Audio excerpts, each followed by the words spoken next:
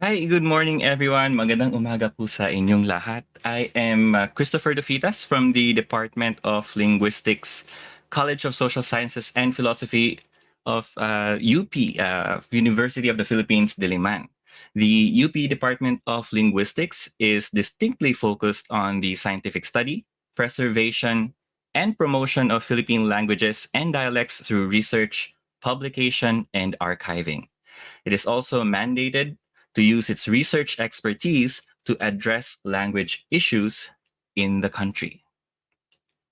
Now, aside from Philippine linguistics, the department is also recognized as an expert in the teaching of the national languages of Asia.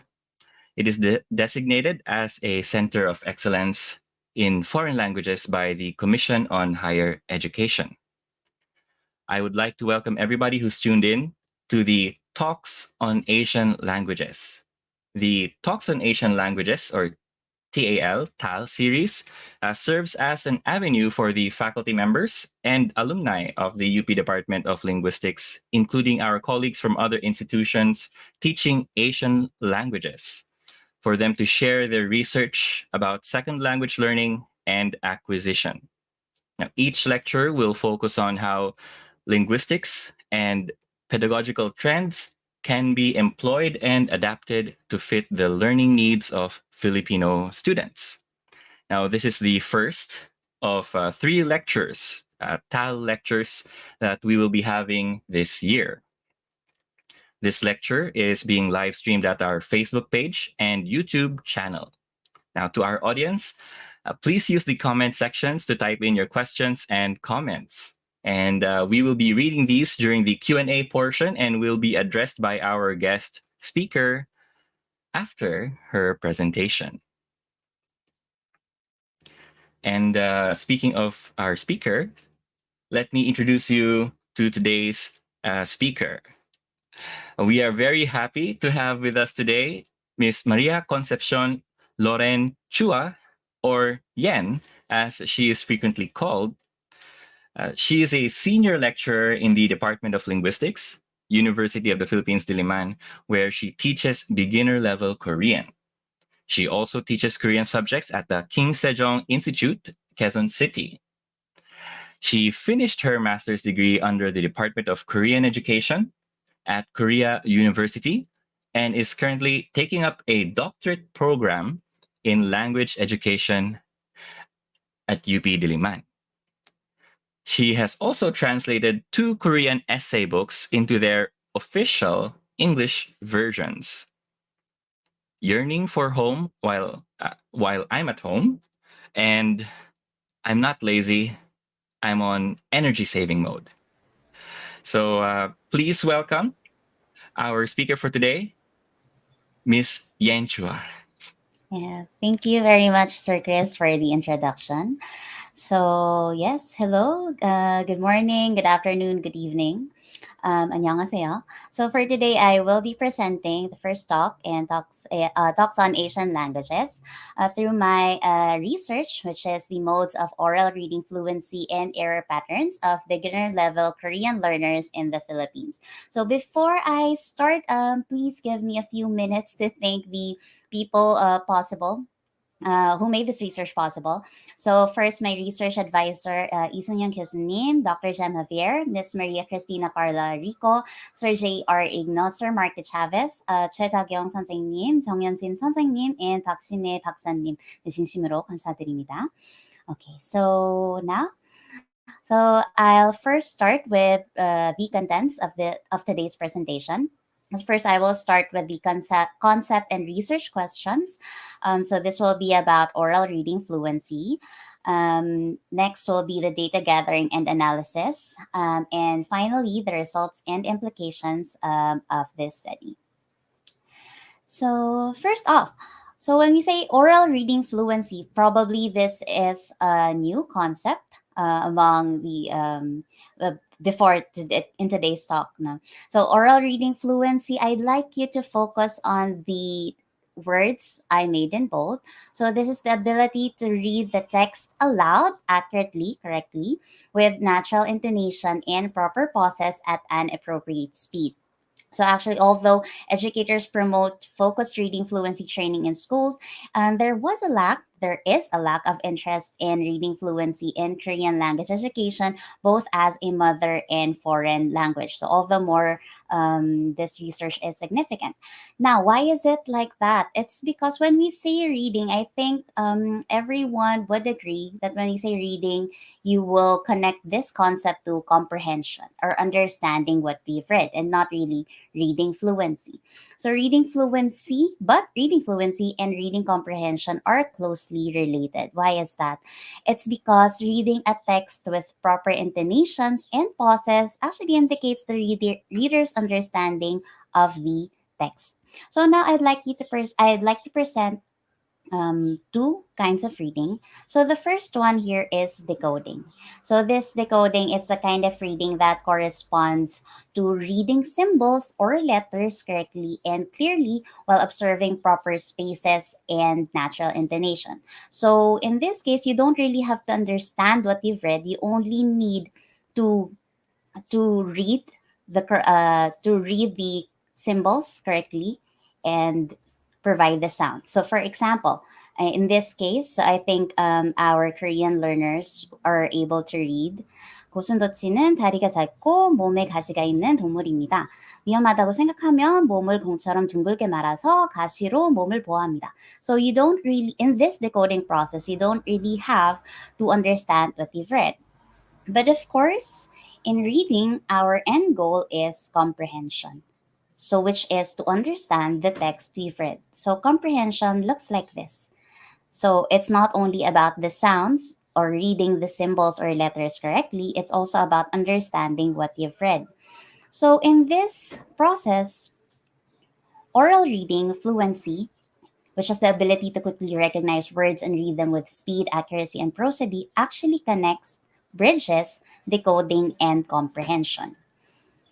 So it's because when reading fluency is acquired and reading is already automated, so you read with a natural speed, accurately, and with proper intonations, there is less cognitive energy spent in decoding, so which is reading the symbols, and this energy is now transferred to comprehension. So when your brain focuses more on comprehension of the text, since it doesn't really have to focus on decoding, it makes the reading process easier for the learners. Okay, so this is basically what oral reading fluency is.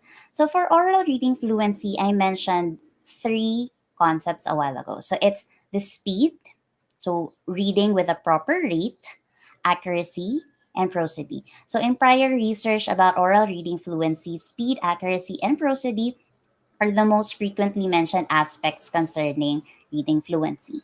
Let's first look at the speed. So speed basically it's reading words in the shortest possible time. So we also have here the theory of automaticity, which basically is if automaticity is not attained, so the cognitive capacity that the reader can use to understand the text competes with the effort he or she needs to exert in decoding. So, as a result, in this competition, there's only a relatively small amount of cognitive capacity left to understand or comprehend the text, which makes comprehension more difficult for the readers. So, this is dangerous because learners who fail to read at an appropriate pace or speed are likely to be frustrated when reading takes a long time, and therefore they would have to lose their motivation in reading and also learning the language. Speed in prior research was evaluated in different ways. So, for example, in Tong, Yaw, and Han, so they measured speed as the number of syllables read per minute based on the whole total time of reading. Whereas in other research like Yun 2012 and O 2016, the number of syllables read only for the first minute was measured, and for So 2016 syllables read per 10 seconds, so based on speed standards of learning. So this is how prior research evaluated speed. Okay, now let's go to the accuracy. So, accuracy, the second concept of oral reading fluency is the ability to decode words correctly.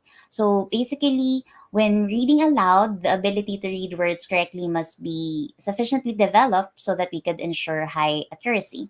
To improve accuracy, the readers should acquire numerous sight words, so what we call sight words. So when a reader sees a sight word, it automatically activates so his or her memory to recall that word, its pronunciation and meaning, which makes reading more automatic in the process. But of course, there's a limitation since not all vocabulary can be stored in your memory as sight words.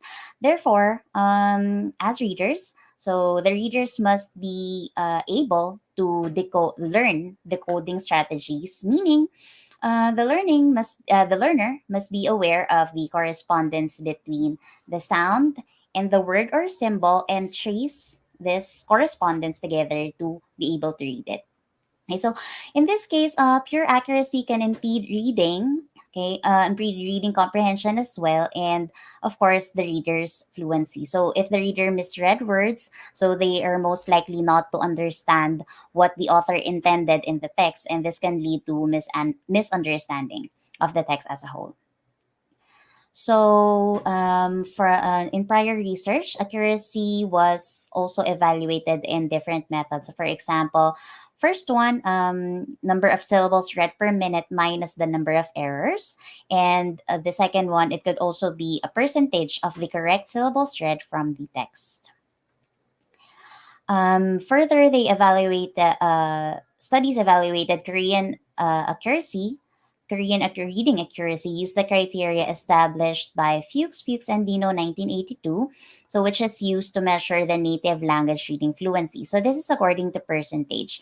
This study, Fuchs and Dino, categorized accuracy into three levels. So we have here the independent level, which is when the learner reads the text 97% correctly, instructional level is between 90 to 96%, and frustration level, which is when the learner reads the entire text 90% accurately. So it means that the learner reads 9 out of 10 syllables correctly. So in this case, when we say independent level, it means that the learners can read a certain piece of text independently without any guidance from anyone. Instructional level means that the learner needs guidance from the educator or the teacher to be able to read and understand the text. And for the frustration level, these learners are the ones who need reading interventions to be able to improve their reading as a whole. So last one is prosody. So in reading aloud, of course, prosody plays a big role in making listeners understand what they read. Of course, speed and accuracy, the previously mentioned elements are essential components of reading fluency. But of course, in reading fluency education, the final goal is not to read at a high speed or to read correctly, but rather to read fluently enough for the listener to understand the text the reader reads. So, however, what's difficult with prosody is that it's one of the last elements acquired in terms of foreign language acquisition. So this is actually contrary to the mother tongue acquisition, where prosody is one of the first features learned by the native speakers. Also, one of the reasons foreign learners fail to acquire proper Korean prosody in the Korean as a foreign language education case, it's because of the interference from their mother tongue. For example, Korean and Filipino, they are not from the same language family, and therefore each language's characteristics are distinct, and this includes also the intonation and accents. So, with this, previous studies evaluated prosody through the multidimensional fluency scale by Zattel and Rosinski, which has factors such as expression and volume, phrasing, smoothness, and pace in a 4 point scale. Others, like SHA 2016, evaluated prosody through intonation, looking at the intonation and phrasing. And then for Park et al., measurements are made with three factors. So, speed or pace, intonation, and expression, and segmenting it in a three-level rubric rather than the 4 point scale, which was usually used.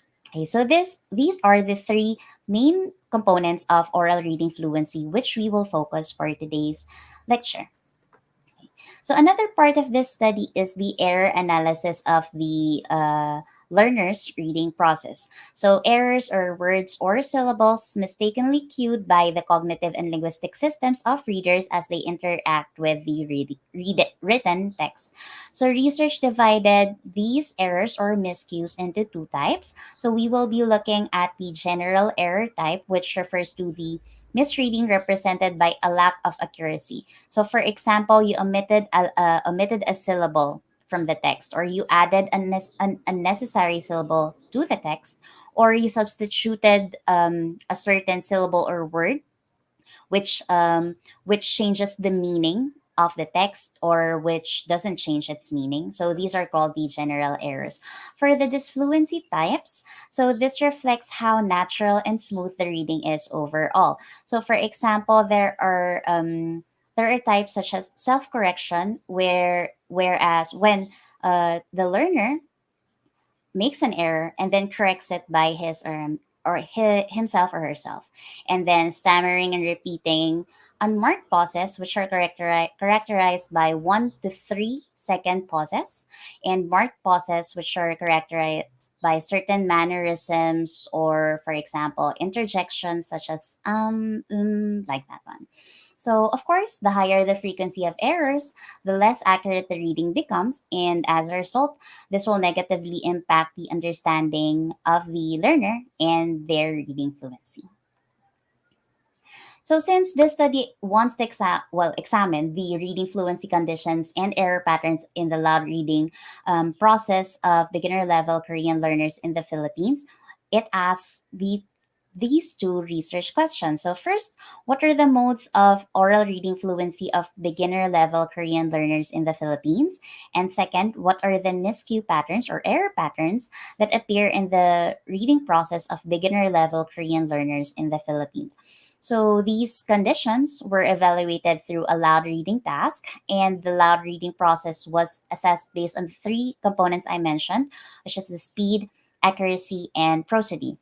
So each of these aspects was rated to determine the participants' reading fluency conditions and patterns, and then from there, different reading fluency modes were extracted. So through this, we have identified various learner types and categorized them into different reading fluency modes, which has contributed to developing more effective individualized oral reading fluency training methods, which I will suggest in the latter part of this presentation. Now, for the second research question, this research investigated the error patterns that appear in the reading process of the participants. So, through this, the research identified problems in the learner's reading process and recommended certain interventions as well. So I just like to present a preview of the research steps I undergone for this research. So of course, there was a theoretical review, so which include reviewing prior studies and literature related to reading fluency and its assessment. From there, I have developed a reading fluency tool. Which included reading fluency assessment tasks, selecting the appropriate reading material, and developing a reading fluency assessment method and the standards for evaluating. Also selected the research participants for this study by consulting with universities and teachers in charge and then selecting 40 beginner level Korean learners from the two participant universities. For the data gathering, I used the reading material I have selected and recorded the oral reading process of the participants. So there were two texts involved in this research. So one narrative text and one expository text. For the data analysis, the reading process was scored according to the criteria, and where the reading fluency patterns and error patterns were analyzed as well. And then after that, I categorized the reading fluency patterns into different modes and then suggested different ways and interventions on how to improve the reading fluency. So, when developing the reading fluency assessment task, of course, the readers had to to read a certain piece of text. So when selecting the text, of course, the genre is also important because according to research, reading fluency levels may vary depending on the genre of the given text. So since Korean language textbooks, they mainly contain narrative text, no? Narrative text, which so learners are more familiar with text consistent with the structure. In contrast, expository text, its purpose is to introduce a new concept to the reader, including an idea, a claim, or an argument. So, this indicates that unlike narrative text, expository text may contain many terms, new terms, or jargon that require background knowledge on the topic of the text or unfamiliar vocabulary to the learners. So, in this context, this study prepared two different genres of text to conduct a reading fluency assessment. So for the other considerations, in Hanyang 2013, so she said that we have to select the appropriate length and storyline text related to the subject's daily life and use similar text structures that include familiar grammar and vocabulary which are discussed in class. So with these criteria, I selected the text, which is the reading material in the Korean Slow Learners Evaluation Tool for Elementary Students by Park Chang-kyun et al. 2019. But this text was modified to be in par with the beginner level Korean learners in the Philippines. So this text was modified as I discussed with Korean language teachers at the subject universities and with teachers who specialize in teaching materials at Sogang University so that the level of difficulty can be adjusted. So, through that, as a result, this study used a 369 syllable narrative text here and a 386 syllable expository text here in what you see in the screen. So these were the actual reading materials presented in the reading fluency assessment task in this study. So I'll just show you how the evaluation sheet looks like. So I put the text here and then the syllable count here and the error analysis here so that it would be easier for me to analyze the data. And at the back, so here's the scoring for reading speed, reading accuracy, reading prosody, and then the tallying of the number and types of errors. So this is just actually for me so that I'd be able to analyze and interpret the results easier. So, how did we evaluate speed in this research? So, for this research, I looked at speed as whole. So, on reading speed per minute. So, total syllables read, the formula was total syllables read divided by the total duration of reading in seconds, and then I multiplied it to 60 so that I'll be able to arrive in a syllable per minute unit. So, for example, one student, a learner, read the text 1 in 155 seconds and the text 2 in 179 seconds. We do the math, average that, and then we arrive to 136.11 syllables per minute, so which is considered as a high level in this study. So, what are the standards? Due to ambiguous and inconsistent standards for foreign language reading rates, since there aren't many studies yet, and there aren't many standards yet. So this study classified the reading speed scores of the participants into high, mid, and low levels according to the percentile rank. So in this case, since it's this learner's percentile rank is 68, so the learner is considered high level in terms of speed. For the accuracy, so the accuracy was also computed in percentage. For example, the total syllables read by the learner and then minus the number of errors or miscues divided by the total number of syllables read, and then we multiply that to 100 so that we could arrive in a percentage rate. So for example, the learner read text 1 with 8 miscues or errors and then text 2 with 3 miscues or errors, We do the math, average it, and then we arrive to 98.53%, which is considered as independent level according to the standards of Fuchs, and Dino 1982, and is considered as a high level in this study. So for the prosody, since prosody doesn't really have an objective criterion, so it's more of a subjective criteria. Therefore, this study deemed that a rubric way of scoring is more appropriate to assess the learner's prosody levels. So this study had three sub-factors of prosody. So we had natural intonation, so how the readers read the text naturally. So it's measured in a 4 point scale from 0 to 3 points. So here are the descriptions per point.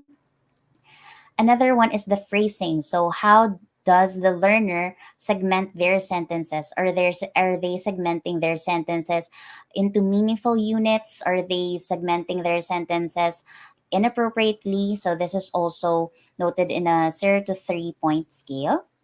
And then lastly is the pace. Okay, so the pace, this is different from the reading speed. This is this is more like rather than how fast the learner reads the text, it's more like how stable the reading pace is in general when the learner reads the whole text. So that was scored like this one. So prosody was measured on a scale of 0 to 3 points per sub factor, and three native Korean teachers graded the participants' prosody while referring to the reconstructed prosody evaluation framework as a basis. So the scoring process was conducted after the reading fluency assessment. So the raters scored the reading prosody while listening to the recording file, and when assessing the prosody, all three sub-factor scores were combined to classify learners with a minimum score of 0 and a maximum of 9. So in this case, this learner had an average prosody score of 4.5, so which is considered as mid-level prosody in this research. So, to further interpret prosody, not just with a numerical score, I also looked into the types of disfluencies the learners did in their learning reading process. So, for example, they had repetition or stammering. I also marked them in the evaluation sheet. If they had wrong phrases between words or within words, and then if there were certain interjections. Now, for the error analysis, since this is also part of the study, so I categorize the types of errors such as mispronunciation, substitution, deletion, insertion. For this part, the self correction is not really considered as an error when computing accuracy. So we don't add the self correction type as an error when computing the correct syllables read, but it during the error analysis, it was also investigated to be able to look further into the reading process of the learners. So if you will see some examples here, these are actual examples from the data I gathered in the reading process. So for example, mispronunciations would be rather than pronouncing it as sepalgan, the learners pronounced it as sepalgan, like this one. Okay, so we also have, for example, yeah, deletion and insertion. So with that, the actual data looks like this. So this is how this learner in particular, read this text. So rather than reading it naturally as 준상이는 학교 가는 게 너무 즐겁습니다. This learner read this particular sentence as 준상이는 학교 가는 게 너무 즐겁습니다. Like this one. So this was how the evaluation sheet was marked. So now let's go to the results. So for the speed, we could see that the learner with the highest speed had 208.17 syllables per minute. And then with the lowest speed, 34.17 syllables per minute. So we could see a large difference between the fastest learner and the fast learner with the fastest speed and the learner with the lowest speed. So in this case, 34.7 syllables per minute is a very slow rate. No? So this is not actually a syllable per second. So that you could imagine the reading process. And the average reading speed as a whole is 113.82 syllables per minute. Okay. There's also a difference in speed rates in the two texts, the expository and narrative, but there was no statistically significant difference between the two of them. So, an explanation of for this would be that participants may have encountered words in the narrative text in class because this kind of text includes vocabulary used in everyday life, whereas the expository text included terms on raising hedgehogs and so such as hedgehogs and insects, which could be unfamiliar vocabulary to the participants. So this caused the participants' reading speed to slow down as they read the text too. So notable findings here is that majority of the participants' reading rates are at a low level compared to that of Korean native speakers in the elementary grade level. And the next one is the level of the classes of the two learners took was different. So the learner with the fastest speed was at level 2 Korean, whereas the learner with the slowest speed is in level 1 Korean.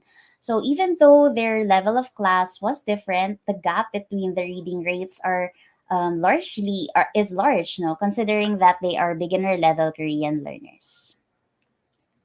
So now let's go to accuracy. So here, low level learners were only 10% among the participants. So these learners showed an average accuracy level of 85.52%. So with a range of 77.37% to 86% accuracy. So this accuracy rate implies that low level learners correctly read only 7 to 8 out of 10 syllables when reading aloud. So, according to the standards, an accuracy rate below 90% is identified to be at a frustration level and requires intermediate intervention. Okay. But as a whole, the participants incurred a 95.65%, which is an instructional level of reading accuracy. So similarly, when analyzing accuracy scores, the reading with for expository text was less accurate than the narrative text, but there were also no statistical differences between them. So some notable results were the participants who had the highest accuracy attained an independent level of accuracy, and is also the same participant who read at the fastest speed among the learners. And then the participant with the lowest level of accuracy is at the frustration level and is also classified under the low level speed group.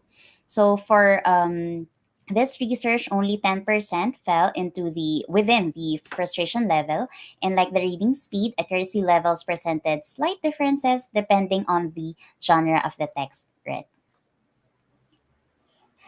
So for prosody subscores by level, only 6 or 15% of participants were categorized as high level.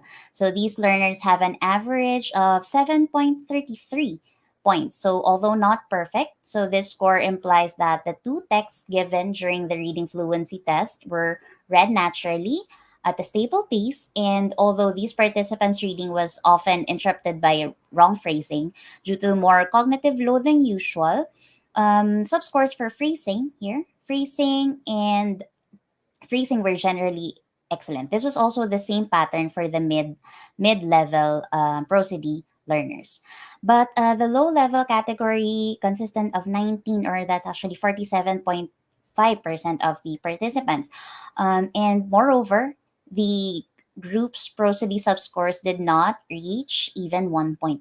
So low level prosody learners like these find it difficult to decode symbols and reading aloud. Therefore, it has affected their intonation, phrasing, and pace. When looking at the disfluency analysis, in high, mid, and low level prosody learners, they incurred the most disfluency when reading between words. Okay, so it means that they are into word level not into sentence level, no, but rather into word level reading. So they tend to pause per word when they read sentences in Korean. So it incurred more than half of the disfluencies made by the learners as a whole. For the error patterns, so within among the many types of errors, mispronunciation was 51.20%. So this majority of the errors were mispronunciation. So since they are mispronunciations are the majority of the errors occurred, let's look into that. Okay. So, according to the findings, most consonant mispronunciations resulted from confusion among aspirated, tensed, and simple consonants. And there are also instances of pronouncing the Korean rie, okay, as English R or the soft R. And then for vowels, learners were confused among these sounds like e, u, and then o, u, and then the we and ui, so as they frequently interchanged them during the reading. Okay, so some mispronunciations were also due to the learner's lack of awareness of the phonological rules. So, for example, the final consonant pronunciation and sound assimilation. For the self corrected errors, among the types of errors that were self corrected by the learners, the mispronunciation was the least self corrected. So only 8.78% of the mispronunciation was corrected. It's because the learners were not able or not are not aware of the proper pronunciation of these words. That's why they were only able to correct a minimal percentage of this one. But an interesting pattern we could see, no. So among high, mid, and low level learners, for the high level learners, their mispronunciation only occurred 35.81% from among the types of errors. No? So they only had 35.81% mispronunciation. But their self correction was the highest at 30.24%. Whereas learners with low accuracy had the most mispronunciations compared to other types of errors. No, they had 61.86%, and they had the lowest lower percentage of self correction, which is 9.11%. So here, the higher the accuracy of the learner, the lower the percentage of mispronunciation is, and the higher the percentage is of self correction. So this is inverted when we look at the learners with lower accuracy. Okay. So with that, here are the most of oral reading fluency that this study has extracted. So here, learners with the same reading speed, accuracy, and prosody belong to categories 1, 2, and 3. But of course, as a result of the analysis, not all three elements always come to the same level. So, in the case of categories 4 and 5, these learners read the text at a high speed, but accuracy and prosody were relatively lower. So, in addition, there were categories 6 and 7. So that they read at a normal speed but showed high level of accuracy, and learners with poor speed and prosody were in categories 8, 9, 10. So these categories were further analyzed and described, and then per category, this study suggested intervention or a reading fluency education which is appropriate for that particular category. So, for example, for category one with high level speed, accuracy, and prosody. So, since this category secured a high level of reading fluency and have no major problems in oral reading, so what we could do is to just further their interest in reading by giving them text appropriate for their level. For category three, so this is our low level speed accuracy. a low level speed, accuracy, and prosody. So these students, they have difficulty in decoding and have very low reading fluency. So these students may feel frustrated and are likely to lose motivation. So what we should do is to intervene. So intervention should focus on improving their decoding abilities so that we could improve the speed, accuracy, and prosody. For category 4, high level speed, accuracy, and mid level prosody. In this category, learners have already achieved accuracy at an independent level. So, practicing reading that focuses on speed and prosody will be effective in developing this mode of oral reading fluency. So, since slow reading speed and low prosody scores, so these are due to failure of segmenting sentences properly. So, we might want to focus on the segmenting of the sentences when teaching these students read. For category 9, so these learners attempted to read each syllable carefully so their reading speed slowed down. So there was a high level of accuracy but slow reading speed. So this means that phonological recognition has been mastered, okay, but word recognition has not reached an automatic stage. So reading fluency can be improved through simultaneous practice of repetitive reading, listening and reading with marked pauses. For category 10. So this one, unlike category 9, so accuracy corresponds already to the instructional level. So learners whose accuracy corresponds to the instructional level have the knowledge necessary for decoding, but they still lack decoding skills, so they cannot achieve that level of independence without guidance. So as teachers, we have to still guide students who fall under the category 10. So with that, the research findings, I'll just sum it all up. So this research confirmed various levels and types of reading fluency among the beginner level Korean learners in the Philippines.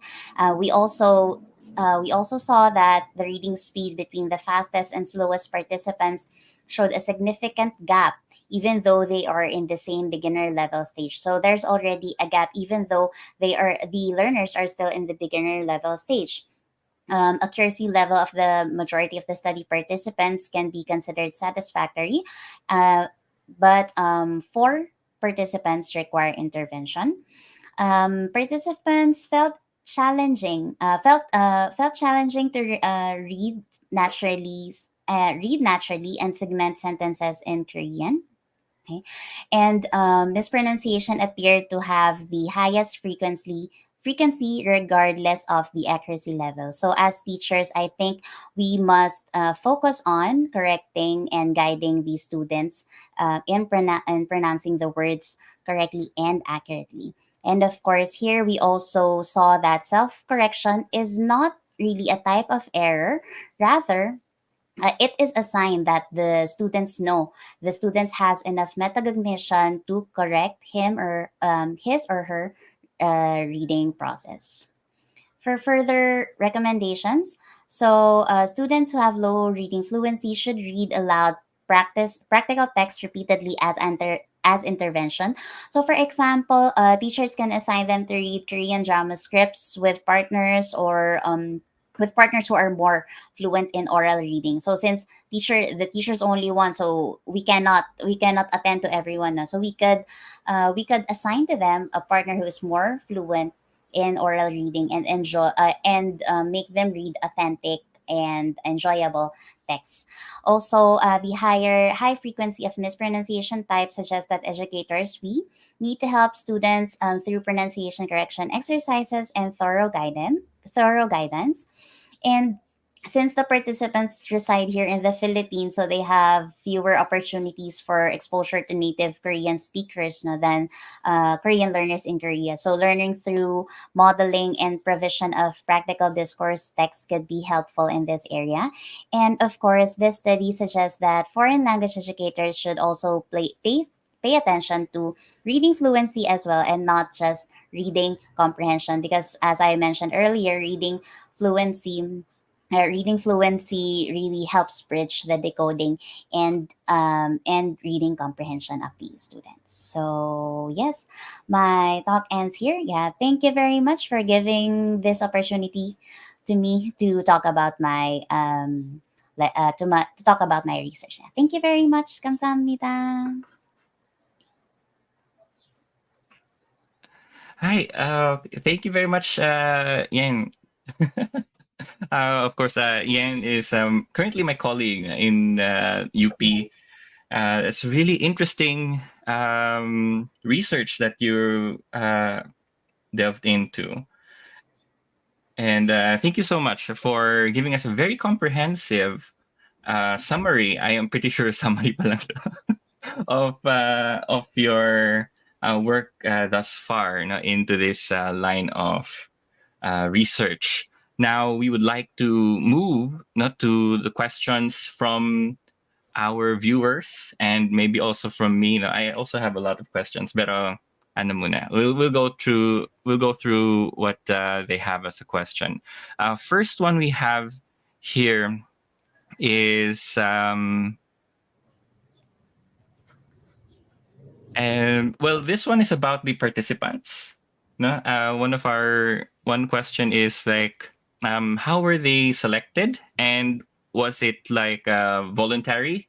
Did they volunteer for this research, or were like say two classes, no, and they were just kind of like put into the research. Yes, actually, yeah, I didn't include in the slides, no, but there were four classes involved in Okay. this research. So it's like a Korean level one and then Korean level two. So what I did was to Mm. go to the classes and then talk about my research, that this is about reading fluency, blah blah blah. So if ever you are interested in participating in this research, so I gave them a consent form, and from there I had, yeah. So since class size was about, I think the smallest class size was five, minimum of five students, and then to Mhm. 20. No, so from there I got 40 participants. All right. Oh, okay. That's good. So they were Yeah, volunteers. volunteers. Okay. Okay, good. We also have another question. This is from one Kyungminbe Songsin Okay. asking, although like the researcher explained, the chosen text is from the validated reading material, the text seemed to be more appropriate for the elementary students.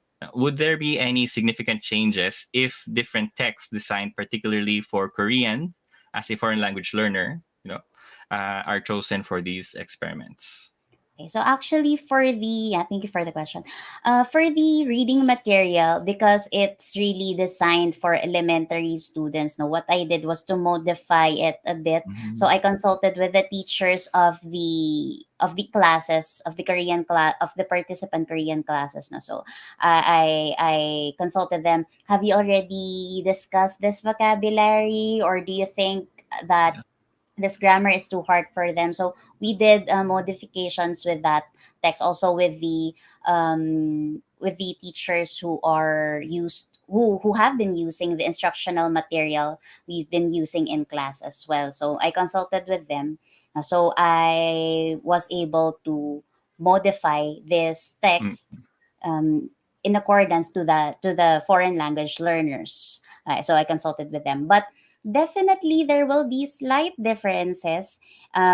This depends on the grammar and vocabulary included in that text. So maybe in the future we could make a, reading fluency tool, which is really for foreign language learners. Yeah. Just I was curious about this as I was listening to your lecture, because in I teach Japanese, Yeah. and in Japanese language we have what's called the tadoku books, which are books or like short stories that were designed for learners of different levels of Nihongo. And I was wondering if there was any equivalent to this in the Korean language education. I think there isn't. There are some reading materials for practice, Mm. which are curated now by different institutions. No, but yeah, they are. I think there are Okay. such materials with this Oh, one, but those materials are already were published after my study. So ayan, I wasn't able to utilize them. Although lately since I've also been training my students in reading fluency, I use those materials as okay. That's good. That's good. So thank you very much. That answers also one of my questions.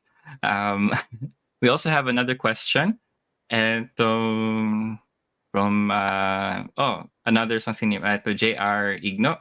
Have you also encountered errors in pronunciation like metathesis or jumbling of similar looking characters? I can't read these characters. I'm really sorry yes.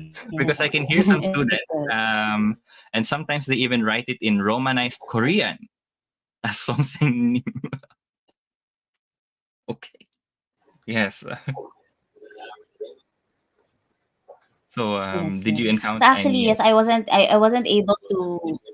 Yeah, I wasn't able to show the data, the specific data na, but yes, definitely. So Korean learners, especially those who haven't really mastered the decoding Mm, stage yet, no, they tend to mix similar looking characters like Kyok and Dion. Talaga. So because of that, now that I'm teaching beginner level Korean, I tend to emphasize that as well.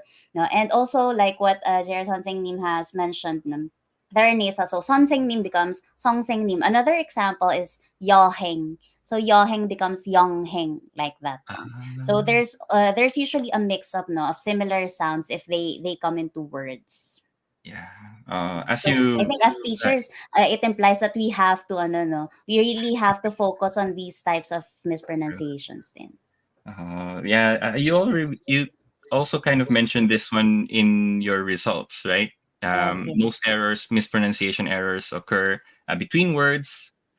yes, So those yes. are the things that happens. I see. Okay, thank you very much. We have another question from Simon de la Cruz. As a Korean language learner, I still struggle with prosody and phrasing when reading Korean texts, both mentally, self reading and out loud. How would you suggest improving on this aspect of reading fluency? Okay.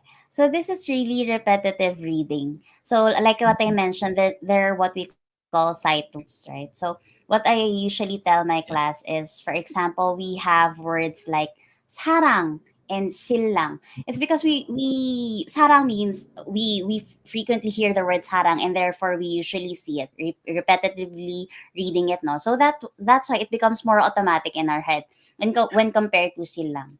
So it's because our brain with our eyes, no, it's been trained to process these words repetitively.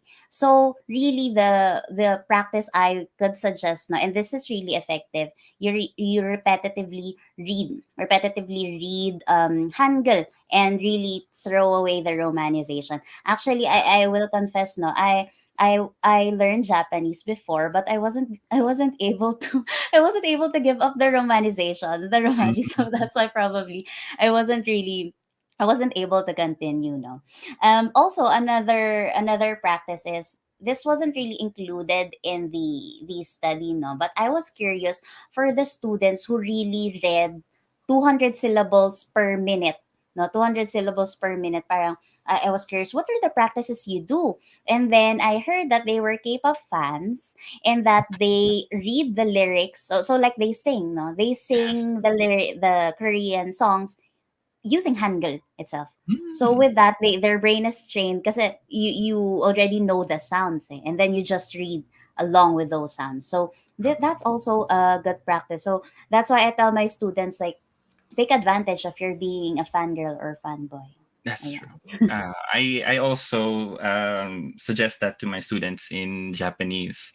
I Yes. think there was a lot of like similarities, no, with the students or the participants that you had in this research with also my experience as a teacher, because most of them are pretty much what you said, no? Yung parang higher accuracy, higher speed in reading, and then also have good prosody. And then when you ask them what they do, they're the ones who are really into a certain hobby that's related to the language, or they have Yes. a lot of exposure outside of the classroom, Yes. right? So I think that really helps then with their Yeah. with improving their language abilities. Now, I was curious then. Now, you mentioned that the students were of level one and level two Korean. Yes. Um, I'm not sure what that would mean. No, like Mm. from how big is the difference between these two students or classes? Yung So level one. for this level one, so this is like elementary Korean one and elementary Mm-mm. Korean two. So basically, for the elementary level, we are focusing more on the everyday life grammar, yeah, everyday expressions. No, if Uh-uh. this wasn't these are not included in the slides, no? But my definition of level one and level two is based from the textbook they are using in class. Mm-mm. So both of the classes, for example, for level one classes, they both use Sogang 1A, and then for level two classes, they both use One. Sogang 1B. Okay, so One. from there, that was my definition of the Uh-uh. beginner level Yeah.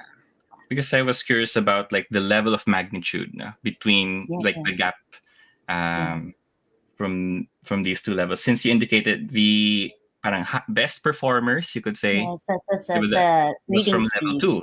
No, from level Yes, two, he was the level the two. student Yes, was a level two, and then the lowest reading speed was from level one.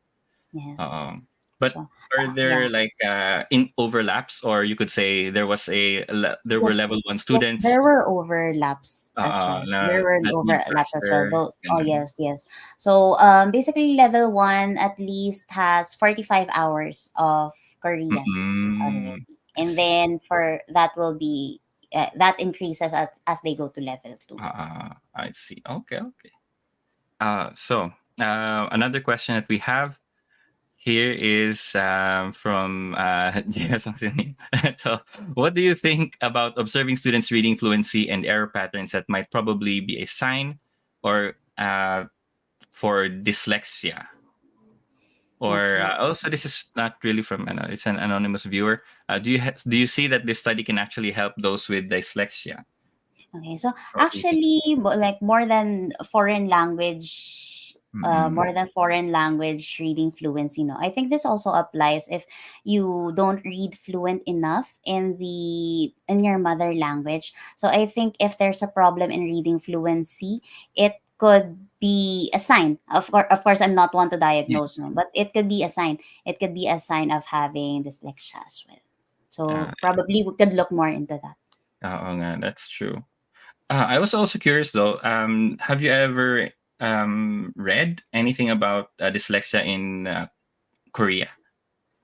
Do you have any There idea are about? what we call not really the selection, but struggling Uh, readers. They call it struggling readers. So ah, they are not branding it like this oo. like having this Yeah, selection. They brand it as struggling readers, yeah. Oo nga. especially in the early level preschool level. No, so that's how Yes. they label it. Yeah, kasi ang dyslexia from like But like English diagnosed, is yeah. I think you have to be diagnosed with it.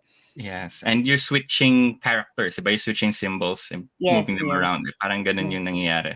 But I was Mm. wondering with other orthographic means, no, like how would that Mm. manifest, right? Yeah. Sige. That's a question for another research. Yeah. We have another one from Rohan von Bichara. Um, were all participants Tagalog native speakers? I think that's the question here, no? If not, did other language groups like Cebuano speakers or Hiligaynon speakers, Ilocano speakers, were they also part of these participants? Yeah. For this one, I was not able to look into the linguistic background of the students now Mm, when they were when I invited them as participants now. But yes, I think it could be good research, further research if that if that would affect their prosody, with their Mm, prosody scores or prosody rates on how they read Korean as well. So yeah, it's an yeah, interesting research in the future. that's true. No, like yung as you mentioned, a lot of these Interferences. participants, Yeah. they had the struggle with vowel sounds, Yes, yeah, yes. because Korean has a lot of Yes, Korean has a lot vowel of sounds, vowels. Yes. and that's typically what happens when you're learning a foreign language, that interference Yeah. from I think there your will be a certain interference mm, there. that's true. Now, I do have a couple of questions then. I was just curious now. At the end, you categorized the participants into 10 categories Yes, yes. based There on. there were 10 categories, so sure it's Uh, something. Yeah. so you had in category 9, which was like low speed, high accuracy, and low Yes. prosody. Uh, Yes, yes, yes. and I was wondering, were they level one students or level two students, or were they a mix of both? In the same with There you, were a mix of both. 10? There were a mix of both. So it wasn't Okay, okay. actually really per level. No. So like the Mm-mm. level 2 were better than level 1. No. It wasn't really like that. But Uh, for category 9, this was interesting because low speed but high accuracy. So you can yeah. see that there's a trade off. So in this kind of reading process, what the learners do is that they focus on syllable per syllable. No, they Yes. focus all their energy and syllable per syllable to make it correct. But then reading speed and the prosody, the cutting of words, no, were sacrificed in the process. So it's Mm-mm. another parang mode of reading fluency. Uh, although I do agree na ano siya, no? It's one strategy that they use Yes, when yes, they're yes. as a student. They focus more on the character level Yeah, before character. the Yeah, instead yeah. of the But word yeah, level. but in the long run, that would impede reading Yeah, comprehension eh. Kasi puro definitely. decoding lang sila. They weren't able Oo, to understand the text anymore. na parang you ask them, "So what did you read?" It's like, "I don't know." Gano'n siya. Um, oh, we also have a, viewer from Korea. There was a comment. I'm 네, sorry, I don't know. 네, Uh, 감사합니다. Okay. Yeah. yes, that's nice. I was also curious, but Yan, you mentioned, of course, as one of your recommendations is, of course, to incorporate reading fluency in the classroom, no, not just reading comprehension. At this point, when you did this research or performed this research, how widespread was the attention to reading fluency, in your Yeah, opinion? Yes. yeah, No. yeah. Actually, that's a good question because when I went to the classrooms and presented my research, the first thing I asked them, "What do you know about reading fluency? What comes into your mind when you hear about reading fluency?" And all they said was reading comprehension. So there was Mm, really zero awareness of reading fluency. I think probably today, like some of like most of our viewers would think that reading fluency is reading comprehension, but it's not. It's really how you process these words, be able to read them in a natural pace, aloud, accurately, with a natural prosody. Okay, so but I am working on it. I'm working on it oh, actually in my classes. My students would know. My students would know that I always give them reading tasks. But then I just don't give them the reading task. Now that read this one, and then and at that, no, I explained to them why they had to do the task, no, so that they would be aware also of the concept. yeah. Okay, good. Um, okay. This is a good question as well. Did the students read the texts before, like performing the reading task, like before being recorded?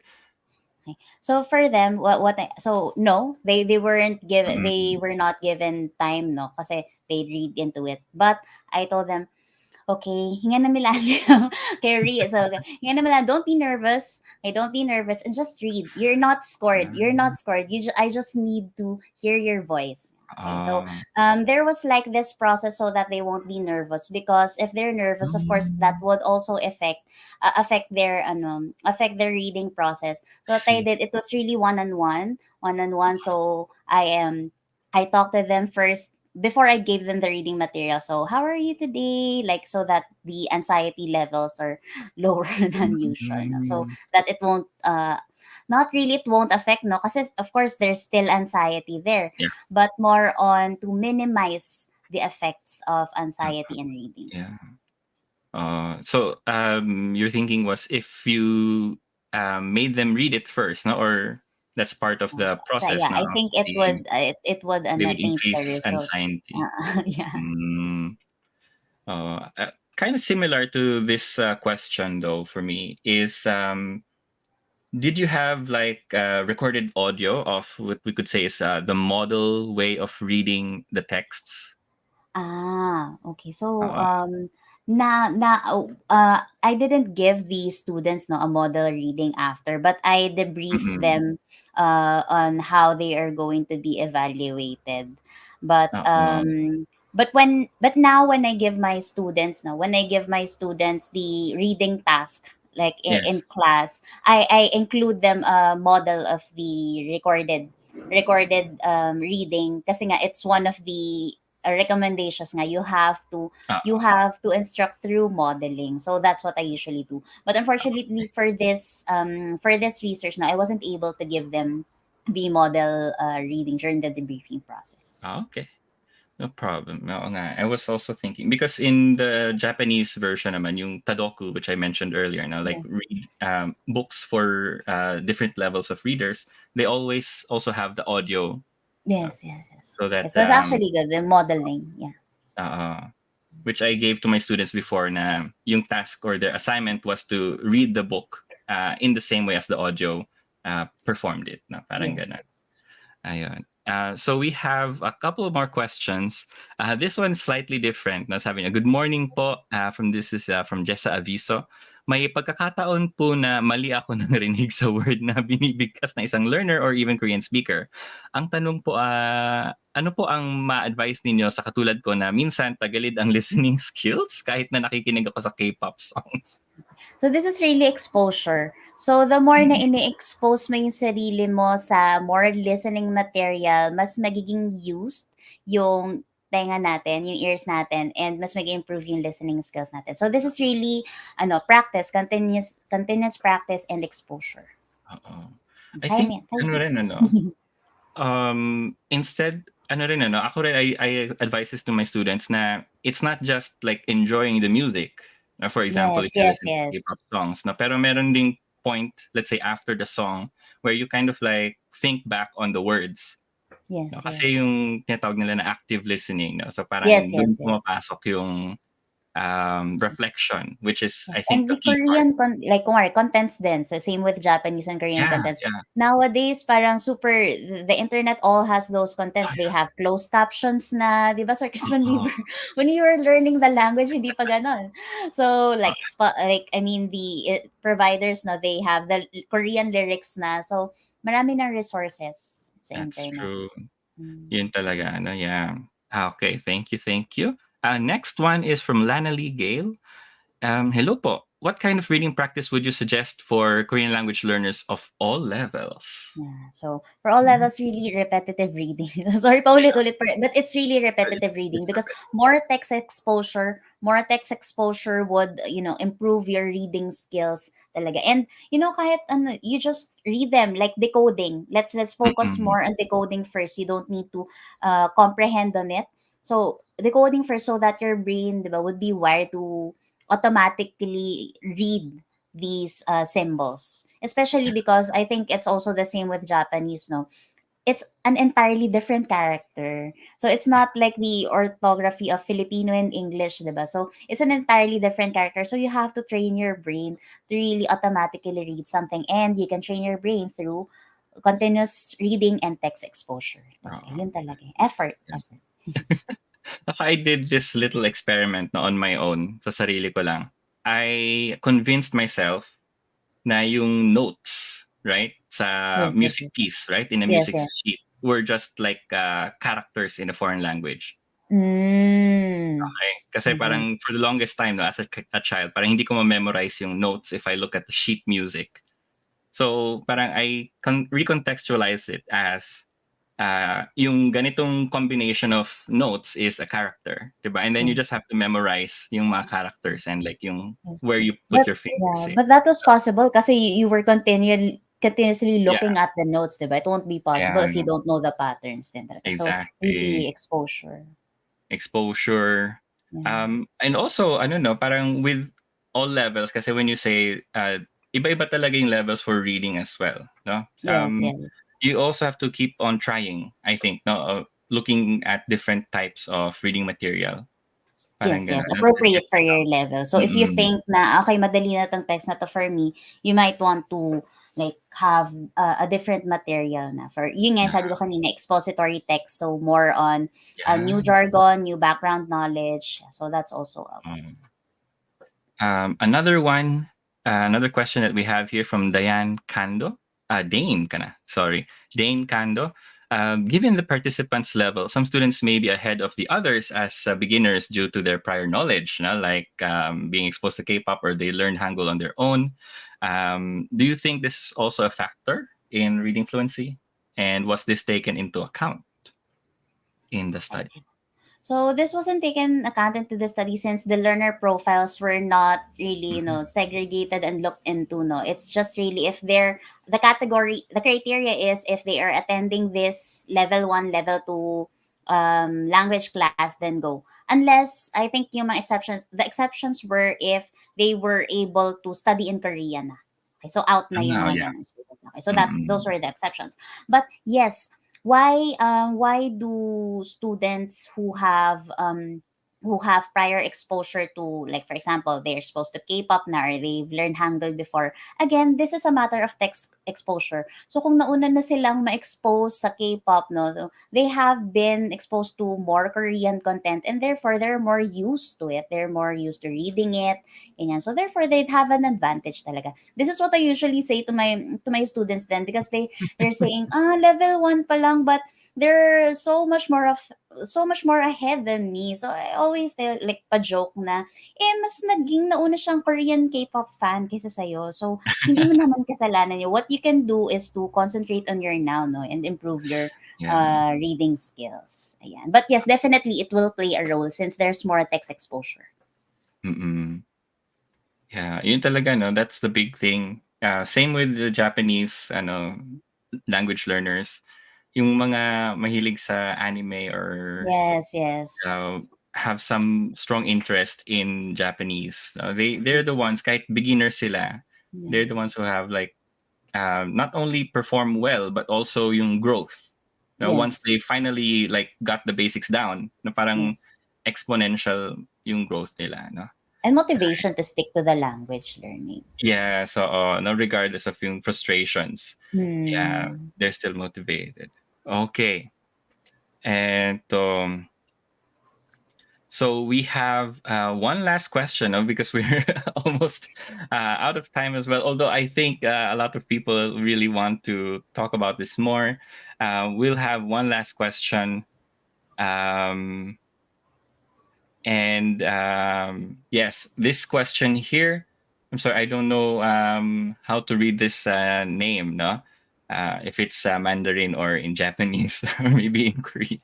But as a learner through interest of Korean media, mainly through a variety show, the subtitles being shown while the characters speak on variety shows help me a lot in terms of prosody as texts are being shown while I'm hearing how they pronounce and deliver their lines, including what they do while speaking. On one side, it is also one of my challenges as a Korean language instructor, since my brain got used to the subtitles, I guess. No? Hi, since it got used to it. I always advise my students to expose themselves to the language every day. Yeah. Ken? Yeah. Para, Medyo yung mahaba mahaba yung ata. question. Yun eh. Can? So, naputo siya sa can. Naputol siya sa Ken. So I think that was the question part na, no? Yeah. But I guess I'm going to just guess, no? Like, are there like shows that you can Mm. suggest where interested Korean language learners might be able to be exposed a lot more to yung written texts? So for Are there any shows, shows that you suggest? More than particular shows, no, I'd like that to advise students to really just take advantage of the resources they have in the internet, especially in nabanggit ko nga, there are closed captions now. So actually, whichever show doesn't matter. If you hear, yun nga, like what Sir Chris said, no, Uh-huh. na not just passive listening, no. So you view it with attention, and if ever kunwari, a word or a phrase caught your attention, you turn on the closed captions and then practice reading the Mm-mm. way the character read. So that's actually modeling na. Okay, so Okay. ayan, so yeah, I think that could also help, but not a particular show. I can't think of anything now, but yeah, just take advantage of the resources you have in the Yes, internet. that's true. Okay, so thank you very much, Yen, for indulging us no, with your presence and answering our questions. Do you have any comments, Yeah, anything else so that you like to mention? thank you to the UP Department of Linguistics for granting me this opportunity na to be able. It's been 2 years since I did the research, 3 years Oh, since I did the research now, and finally it's been out today. So thank you very much for this nice. opportunity, and I hope there are this mga susunod na talks on Asian languages. I hope that everyone would take interest in viewing as well. Yeah, thank you very Yes, much. thank you very much. Now, before we let you go, we do have something to present to you. We'd like to present this certificate of appreciation. It is hereby given to Maria Concepcion Loren Chua for delivering a lecture titled Modes of Oral Reading Fluency and Error Patterns of Beginner Level Korean Learners in the Philippines as part of the Talks on Asian Languages organized by the UP Department of Linguistics, given this 26th of April 2023. Yeah, thank I you thank very you very much. much Thank you for po. your lecture. And of course, I would also um, thank all of our audience members now for your questions and, of course, for viewing. Now, for those of you who came in late or you have some friends that you want to show this to, the recording of this lecture will be available at our official social media platforms. So those are the Facebook page. So don't forget to follow us on Facebook and or subscribe to our YouTube channel to receive updates for our next events. So we hope to see you at our next events online or maybe even on-site events in celebration of the centennial anniversary of the UP Department of Linguistics. Now, those events, of course, will be the future talks on Asian languages. We'll have two more this year. And we also have the Philippine Linguistics Congress, PLC, that will be held in August 2023. If you have, for those interested in presenting their research in linguistics or Philippine linguistics, the submissions, the abstracts may still be submitted. And please check our website for details on these. Now, once again, I'd like to thank our speaker, Miss Yen, and of course, all of you. Okay, okay, I've been advised that the TAL lectures, if you want to know specifics, the TAL lectures we have in store are Thai in the Thai language, Indonesia, Bahasa Indonesia, and in the Japanese language as well. Our next one is on June, so that's in a few months, and it will be about the Thai language. Yeah. So I'd like to thank you all once again, our lecturer, and of course our crew from behind the scenes helping us with all these technical for the streams, the technical side of the streams. And thank you all to our viewers and all of the people who submitted asked their questions and left their kind comments. We'll see you all in our next event. Once again, I am Christopher Dofitas, and thank you, and have a nice day.